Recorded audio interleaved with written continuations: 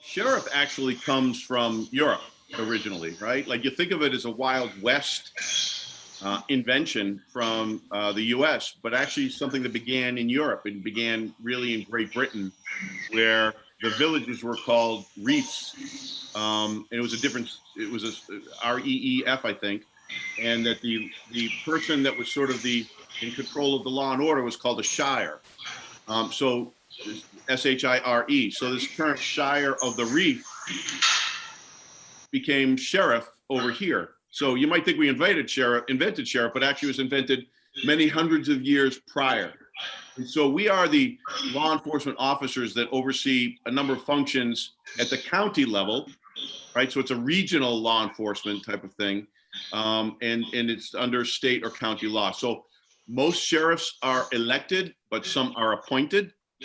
And depending on the state and its form of government, some sheriffs are executive office holders. So in here, US, you've got your legislative, executive, and judicial branches.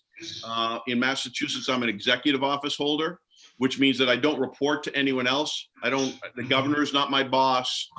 The executive office of public safety is not my boss. I'm my own boss, and I answer to my own constituency, which is 1.6 million people. By the way, one thing that's really important to note is there's a big difference between chiefs of police and sheriffs, not only because sheriffs generally represent a much larger area than the chiefs, but the chiefs are appointed by either their mayor or their city council or town council. Sheriffs are elected directly by people. So one of the things that sheriffs are very proud of is the fact is that we answer directly to people. So when we are greater reflection of what our constituencies want than what chiefs are, because they're really what the mayor wants sometimes for them. So it's just an interesting way to think of it. So some of my colleagues in other states report to a board of county commissioners, a board of supervisors. In large cities like Denver and Miami, the sheriff reports to a mayor, so they're appointed in those places, but that's really the exception. We have about 3,000 sheriffs. I think it's 3,080 sheriffs across the country. In my state, we don't have any county government, but we still have county sheriffs because it's part of the Constitution. And so even though I don't report to the legislature or the governor, I work closely with them. And the legislature does control my budget. So that's something, that's a control they do have over me, and to make sure that they have the resources necessary to do the job. At the end of the day, I'm accountable really to the 1.6 million people. And sheriffs can be elected, generally it's every 4 years. In Massachusetts, probably because we were one of the first to do so, we elected sheriffs every 6 years here in Massachusetts. And I think the question was, how did I ever become sheriff? I never, ever, ever, ever, ever thought about becoming sheriff. I was a former prosecutor, and I was a state representative, and I cared a lot about criminal justice issues and victims of crime and things like that. But I never decided that I ever wanted to be sheriff until there was a vacancy in my position. And someone said, you should look into that because you'd be a good sheriff. And I was like, I was kind of just like, I'm not really interested in that. It's just not who I am. My predecessor was a very different model. He was a little bit more of the law and order police type of sheriff. That was not who I am. And then I looked into it. One of the pieces of advice I give to you is never say never. You just never really know if that's something you might want to do. And so I actually did ask Governor Deval Patrick for his consideration to be appointed. And I was appointed in 2011, and then I've run twice now for the seat and been elected twice. So my interest in public health and the work that I did in healthcare issues in the legislature, because I was the chairman of the Committee on Healthcare, accompanied with my education, I thought it'd give me a unique opportunity to do something different. And this is my thought about public service. I've had my entire career has been in public service. I have loved the opportunity that doing public service gives me. I mean, I just love the fact that I'm helping people either directly or indirectly. But there are very few positions where the true test of your commitment to public service. And I would say that they are dealing with people in jail, the people that are homeless, and sometimes the people that are disabled. Because if you're willing to step up and care for those people and care about helping them do better, then to me shows that just how much you really care about your community, more so than if I was just doing other types of public service. So we've been able to do a lot in here, and I look forward to answering some more questions. But again, from the students, if you have any questions as well.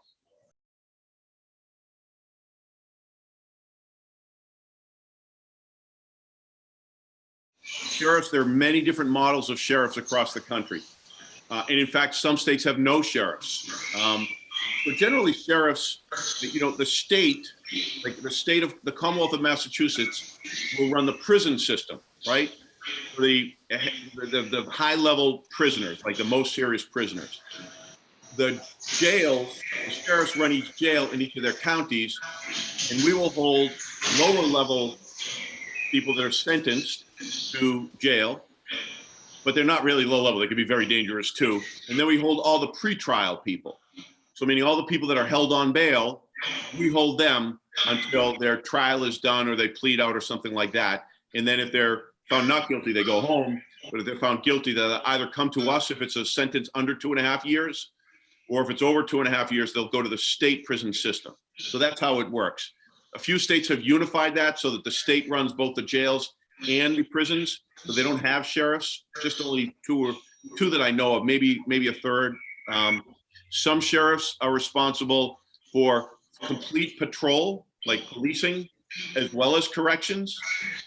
Some sheriffs, like myself, are almost more predominantly corrections, so I get to really work on the corrections side. But we do have, I've got a SWAT unit, I've got major assets, we've got warrant apprehension units and things like that. But the primary patrolling is left to the local police departments. Other sheriffs only do court security in other parts of the country as well. So there's many different models of the types of sheriffs that are around. And then each sheriff will be interested in different areas. Like up here, a lot of mental health and substance use. On the border, they're dealing with border issues. So it really depends on what part of the country you're from. It will be that type of model that your sheriff will have adopted too.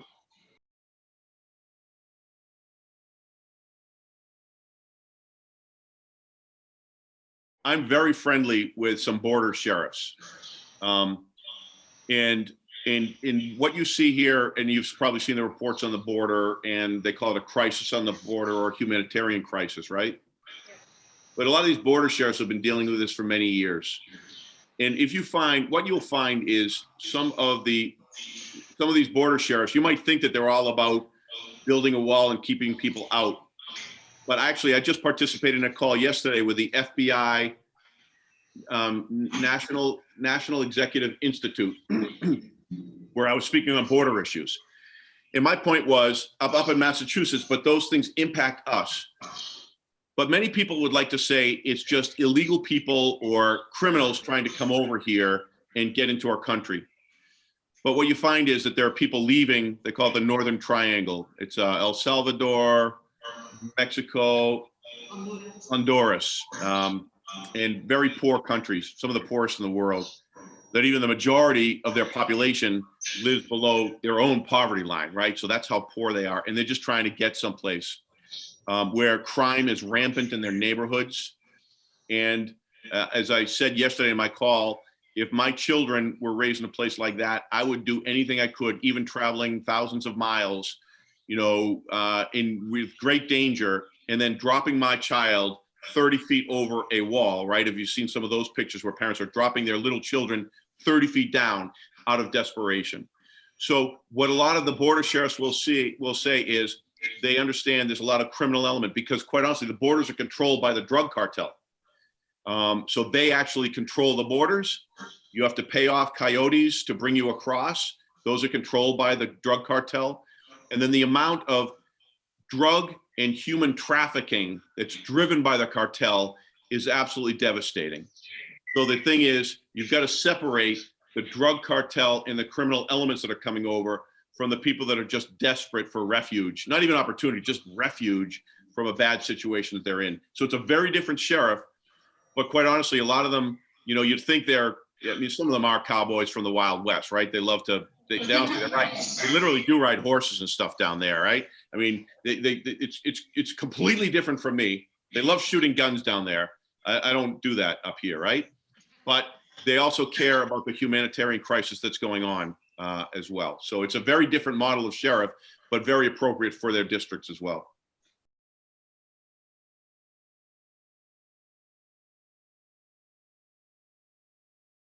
I'm president of Major County Sheriffs of America, which is a kind of big deal over here. It's kind of weird. I didn't aspire, like I didn't aspire to be sheriff in the first place. I never aspired to be president of this national organization. And I'll give you the reason how it happened too. But it's 108 sheriffs, only 108 sheriffs from across the country, with populations over 500,000. I've got 1.6 million. And we represent about 120 million Americans from almost every state. There's some states that don't have what qualifies as a major county sheriff, but running from Portland, Oregon, and Seattle, Washington, down to California, through Texas, out to Florida, and back up to Massachusetts. And everywhere in between are these large sheriff's offices. So we actually, I think Epi knows that, now I get to, with the new transition from the Biden administration, I'm actually dealing with the Biden administration a lot. So I'm dealing with nominees for offices. We're approving, we're supporting, we're opposing them. We're becoming involved in many different engagements, and quite honestly, it's kind of fun and exciting to be part of this. And as Epi might have told you, I actually arranged a conference for Major County Sheriffs of America, and I asked, and President Biden actually spoke and said my name correctly too, which was a bonus. Yes. I have a hard time with that. So, he did. Yeah, I heard him say your name, and perfect. Yeah. So it's pretty exciting. But I'll say this. I think that as a lesson I'm dealing with issues on like border control and drugs and nominees and civil rights. Some of my closest friends, the sheriffs, are the sheriff in Minnesota that's going through all of that stuff, right? In Minneapolis, Minnesota, that's dealing with all the protests, or the ones up in Portland, Oregon, or Seattle, Washington, that see protests all the time. Or quite honestly, the ones down in Texas that don't see any protests, because if there's a protest, that protest is put down pretty quickly, right? It's a whole different world down there. So I get to deal with all of this. And one advice that I will give you as young students is, I didn't ever expect to be sheriff. All of my opportunities that I've received in my life, I never aspired to. I just worked really hard and opportunity presented itself.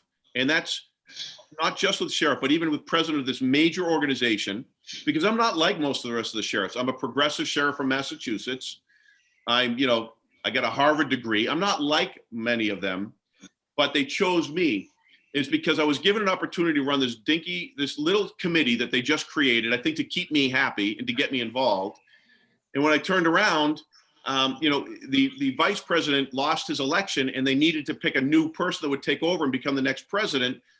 And I was the only one that was doing any work on committees. So every week, every month, I'd have something to report, and I was driving and pushing it. And so in the end, I think of the fact that I was the only one that was doing any work allowed me the opportunity to become president of this Major County Sheriffs of America, an incredible honor at the highest of levels. So it's very exciting. So yeah, I did get to, I've met Joe Biden in the past. I did get to meet President Trump, although I couldn't show his picture in my own district because it wouldn't be very popular. Secret meeting with the president, actually.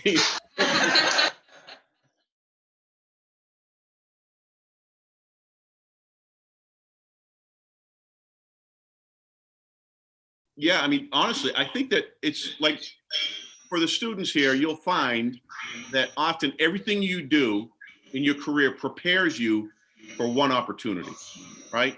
And I believe that everything I did prepared me for this opportunity.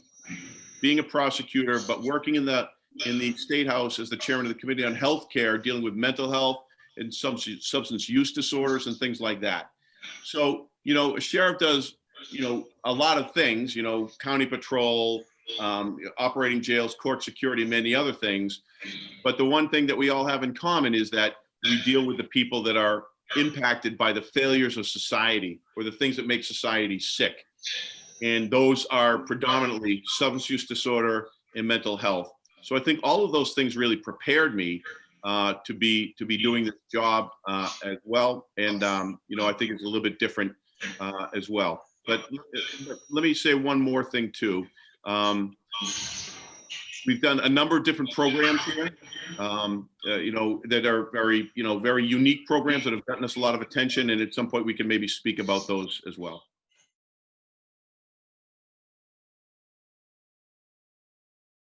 I had just graduated. I graduated from law school. I was practicing, and there was an incumbent state representative. This is back in 1996, and it was an incumbent state representative that I just thought wasn't doing a great job, and I decided that I thought I could do a better job, and I decided to run against him. And then, you never beat an incumbent officer, but we beat him by 2-1. It was a significant, and I represented about 40,000 people in that district. And I used to work on issues, mental health and substance use disorder, domestic violence, elder abuse, healthy eating, a lot of different things, and navigating state services. And then the Speaker of the House appointed me to my first committee chairmanship. And then I got to know more about the roles of committee chairmanships and become leadership. But, I did a lot of things that really prepared me to be sheriff in ways that I never would have thought would have prepared me to be sheriff. So again, what I will say is that often, whatever you're doing, do it well, and opportunities will present themselves. And just doing that job well will have informed you to do whatever job might be in your future better as well.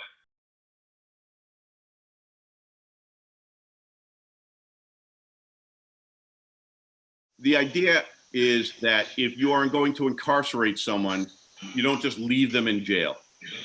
Because, in some ways, if incarceration is done properly, it can bring benefit to people that need some of that time to restructure and get their lives together. But you shouldn't have to come to jail to get that opportunity mostly, right? But if you are coming into a correctional facility, the best thing that I can do is to provide programming and opportunities for you so that when you get back out, I've addressed your criminological factors in a way so that you don't have to come back to jail, right? And that you can be a better member of society, be with your family, you can have a job and pay your taxes and be a productive member of society. So the programming is really important. So we created in February of 18, a housing unit for young adult offenders, 18 through 24. And our facility holds predominantly men. So we actually took a chance, and this is based on brain science. I'm assuming it may be the same in Spain, but young adults develop at a later rate than we ever realized, right? I mean, you can drink and you can vote and you can go to war, you have all these jobs, but especially in young men, that the frontal lobe and cortex development doesn't really fully develop until the age of 25 or 26. So the people are not really making good decisions. They're emerging adults, and they're making decisions that are not good decisions, and they're also susceptible to peer pressure more than older adults as well. So we created a unit based upon that, and we created a different type of structure in that unit. This is a good example. A lot more of out of cell time, a lot more, the nature of the interactions with corrections officers is very different. Usually, you get your officers that are security, and maybe you'll have caseworkers that will engage with you, but the officers don't. Here, the officers engage with you. You will call them, you can shake their hand, they will shake their hands. They'll play almost board games and engage with them in a very different way that is healthy for the young adult that needed some mentoring. They build that relationship with staff. It's a relationship of trust. We have assigned mentors, and we also use less punitive measures in there to manage the unit too. And we also encourage unit contact visits with family members, which is crucially important to their well-being. By the way, because their buddies that they got in trouble with don't come to visit with them in jail. The only ones that come to visit with them in jail are their moms, their sisters, their girlfriends, the people that actually love them, right? Not the people that were getting into trouble, and not the source of their trouble as well. So a lot of these programs are dealing with coping with stress and anxiety, addressing negative thinking. By the way, these are things that we usually get from our parents, but these men did not. They grew up in houses usually filled with trauma and mental health issues. So negative thinking, resolving anger within interpersonal conflict, developing communications and life skills. We had young men that didn't even know how to shave, really. No one had taught them how to shave or how to behave in a way that was acceptable to society, and financial literacy skills, and preparing for job interviews, and figuring out what are unhealthy influences and going with positive relationships. And then we're actually starting some mediation with family members. So when they get back out, we've hopefully bridged some of that divide with family members that they've upset over the years through their poor behavior. And then we've got specialized classes like civics education, expressive writing. We did some music therapy, vocational learning, barbering, and then we're even doing things like meditation and yoga in there too, which have had some benefit as well. So we've got a lot of those things going, and the outcomes, by the way, you can see are beneficial. 81% have not recidivated, meaning that 81% of this population has not committed a new crime in a year period of time, which for this population is really low, right? 19% recidivism. We've only had one fight in this unit since the unit was open, and only 12% have received a disciplinary report in the unit. By the way, this population, when they're usually spread throughout the facility, they're engaged in every fight, every discipline, every problem throughout the whole thing, because they're young, rash people that sometimes do it for gang reasons or sometimes for self-protection reasons. Then we started a unit for housing military veterans. Epi's dad was a U.S. Air Force man. This is something that's really important to my family, and so we actually started a unit. We're treating those military veterans with a specialized unit as well that has shown incredible benefits and a lot of great program topics like trauma, substance use, stress and anger management, cognitive behavioral, but we brought in a number of partners to help them as well. And with that, even we've had significantly lower recidivism than the general population as well. And then we've got and I'll just close off with a medication-assisted treatment program. I'm assuming, do you guys over there, I'm assuming you do have, for opioid, do you have much of an opioid addiction problem over there? Okay, so, and I had a hard time hearing, but you are using some methadone or some medication sometimes to help them, to get them off the other drugs. Is that what I heard too? Yeah. Okay, yeah.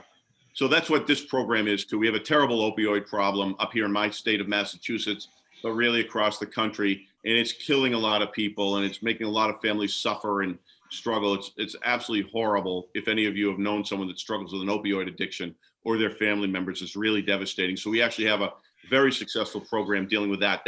I was on this national lecture just before I got on this, and that was the subject of that, COVID, but medication-assisted treatment. So that's something that has been working very well up here too.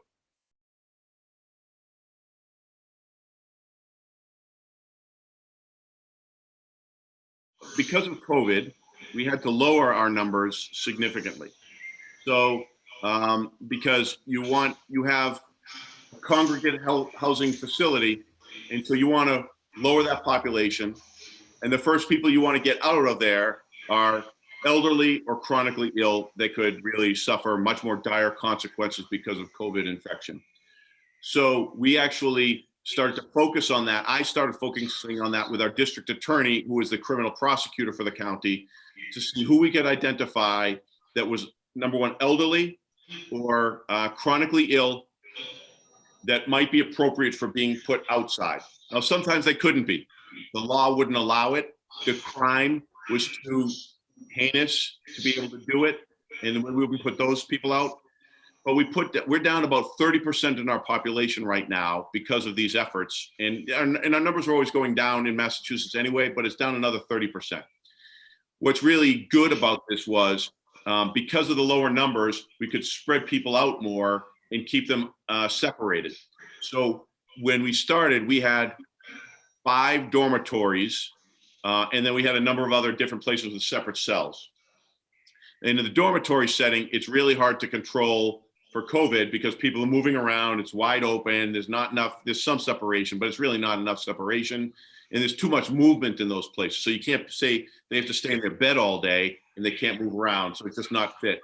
So because of these decarceration efforts, we're able to lower our population by 30%. We were able to empty out 4 out of our 5 dormitories to put them in individual cells. And the one dormitory that we left open was really for those people that have mental health conditions where you have to worry about self-harm because that's a safer place for incarcerated individuals with mental health concerns that are concerning self-harm, is to be in a dormitory unit where they're open and they can be seen not just by the corrections officers, but by their other incarcerated individuals too. So it's a safer place for them. That was the one that we did not close out.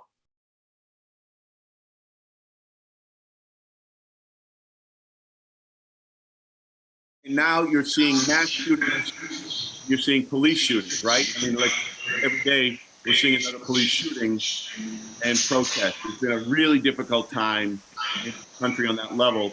It's been really difficult on law enforcement, which have been taking the brunt of a lot of this stuff because of the for the bad actions of a few officers. So yes, the issue of guns is terrible in this country. I'm from Massachusetts. We have very strict gun laws. It's not easy to get a gun, and we have many gun controls on people. And because of that, we also have the lowest homicide rate in the entire country. But the rest of the country, they like guns. They believe that they have a right to bear arms and to have guns. And so many of those other states allow more free access to weapons and guns, something that we don't do. What we suffer from the fact that guns that are used in crimes predominantly in Massachusetts, predominantly are from other states where they were purchased out of state and brought into this state. That's a problem for us. If the entire country did what Massachusetts did, we'd have a better handle on what's going on, especially with the mass shootings. Much of these mass shootings are driven by mental health. But if you can take away a firearm that can reload itself like an automatic weapon or a semi-automatic weapon so many times with so much ballistic power, then they can do less damage, even if they were to have some type of mental health breakdown. So that is a real problem. And then there have been many different police shootings where individuals that are being chased or being apprehended by police will not comply, and then just bad things have happened here too. And it's terrible right now. It's terrible. It's awful to be in law enforcement. What's also interesting is that for law enforcement, there's a lot of concern about how law enforcement is conducting its business, and I can understand that to a degree. Not appreciation for some of the law enforcement and the really good work that they do, but you find that that the recruitment. So we can't hire good people to be good police officers or corrections officers because the image is poor right now, and no one wants to go into law enforcement. So now our opportunities to hire good people are even less than they were before. But Peter, I think you were sheriff when we had the Boston Marathon. Yep. And the bombs. You were sheriff then, right? Yeah, that was a remarkable time. Yeah, and I remember, Epi, you guys saw me on the international news because I was. We saw you on the news, yes. Yeah, I was there in Watertown when they were searching for Mr. Tsarnaev. Yeah, that was a terrible time for us. Yeah. And I don't know, that was a little bit more of a. That wasn't as much a mental health. I mean, you can always say if you're going to kill anyone like that, it's going to be a mental health thing. But that was a terrible, terrible incident as well. And again, it showed, I think, really good police work and the nobility of the profession. And now it's really hard on the profession. It's a hard time being in law enforcement right now.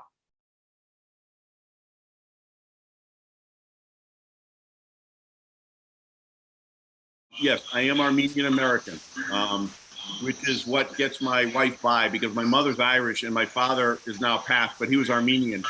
So my wife never could understand my Irish mother, but she got along really well with my Armenian father because the Armenian and Spanish are much more alike in passion and love and the cultures as well. He was a great man. He was a great man. Great dad. He was a lovely man. But my Armenianness is really important to me, and I speak a lot about it. And in the early 1900s, 1.5 million Armenians were massacred during the Ottoman Empire, Armenian genocide, and many countries still have not recognized that genocide. And now, actually, President Biden, for the first time, a president used the word genocide because all the presidents were afraid of offending Turkey, because it had an Air Force base from the U.S. It was close with the European Union. Turkey isn't in the same place as it used to be. So President Biden did use that. My grandparents came to this country to seek refuge, and they found incredible opportunity for their children. And I wish I could show you a picture of my grandparents because they look like it's like generations ago. But I think the ethnicity, I think all of our cultures bring something really rich to this country. And it was influenced by many, including Spain. And I just think that that is, you know, what makes America so great, is because we have so many cultures that are integrating and participating in our government. But then, unfortunately, it goes the other way, where so many people believe that new cultures are not welcome here as well. So my ethnic identity is really important to me, and has informed me on my experiential level and how to govern significantly, because I appreciate this country. My grandparents came to this country to flee a genocide. They came with nothing but the clothes on their back, and yet they became the greatest American patriots you could ever imagine, even though my grandmother didn't even speak the language, right? So it's pretty powerful to have had that ethnicity.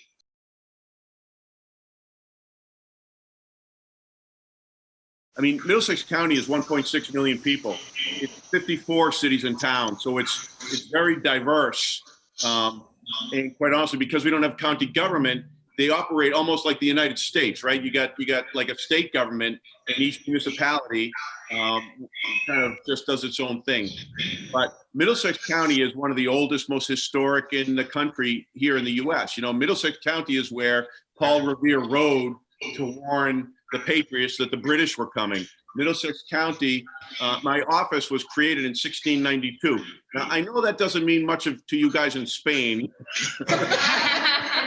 that's like a baby, right? But that's pretty old, you know. I mean, you know, when I get married in a church built in the 1400s, the 1500s, that's something special. But our office was created in 1692.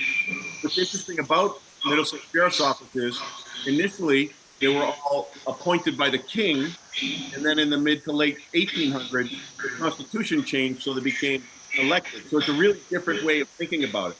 My hometown of Waltham, you know, I still live there. What you'll also find, by the way, if you're from Boston or from Massachusetts, but really from Boston, what you find is that people from Boston never really move away from Boston. We end up living in our hometowns and staying pretty local. But in the rest of the country, they will move around a great deal. But and I think it's because in Boston, we have, you know, it's not a huge city like a New York, but it's got a great deal of culture. It's got many educational institutions. It's got a beautiful downtown and many opportunities to work, and a lot of good people. So I think that people from Boston tend to stay in Boston. So there's a great pride in coming from there. That's why I was giving trouble to your friend from New York, because there's between Boston and New York, and the Boston Red Sox and the New York Yankees baseball team. Terrible rivalry there. So yeah, I'm very proud of Middlesex County, but it is much larger. My hometown is where I would say I'm really proud to be from my hometown.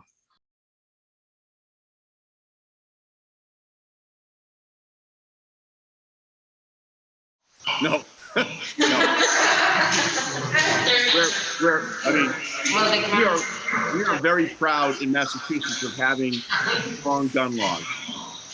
But when you're one state in a whole nation, people make strong gun laws, but when people can buy guns easily or get guns easily in other states, they can bring them into your state. So we're exposed to that level.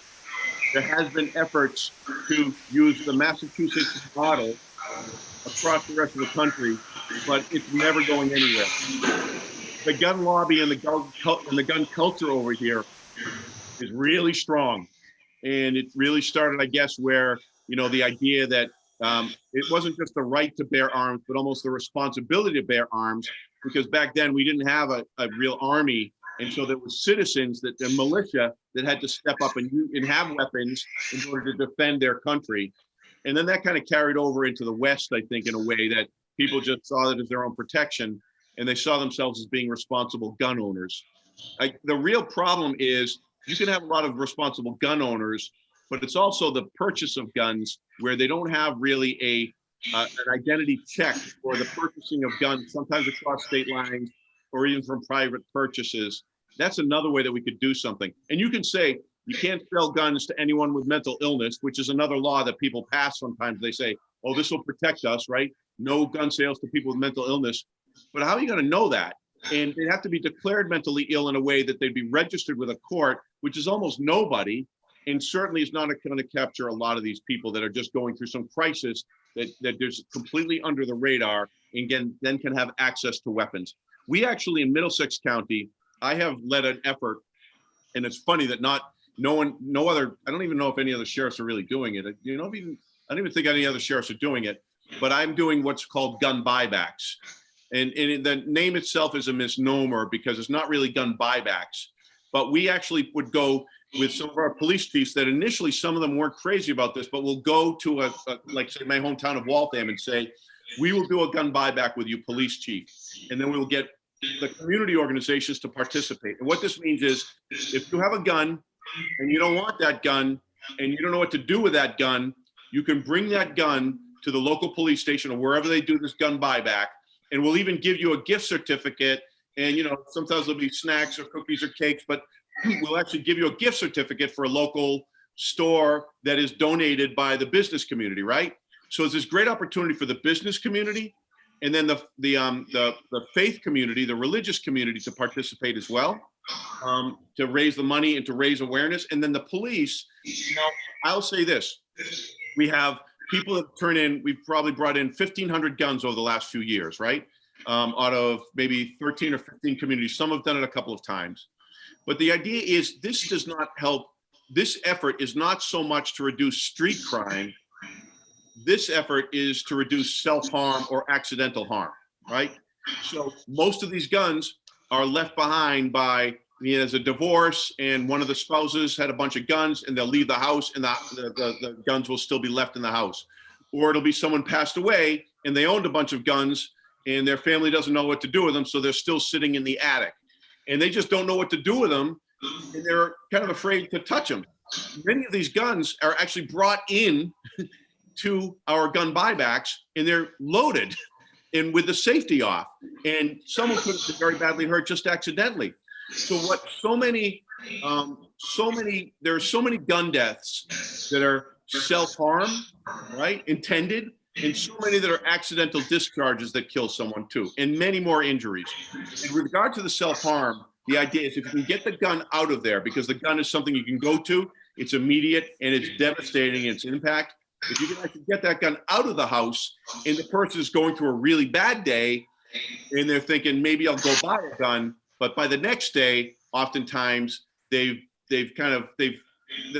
bad day has gone away to a degree where they're not thinking about killing themselves. But if they had access to that gun at that time, they would. So we've been doing a lot about getting these unwanted guns out of homes.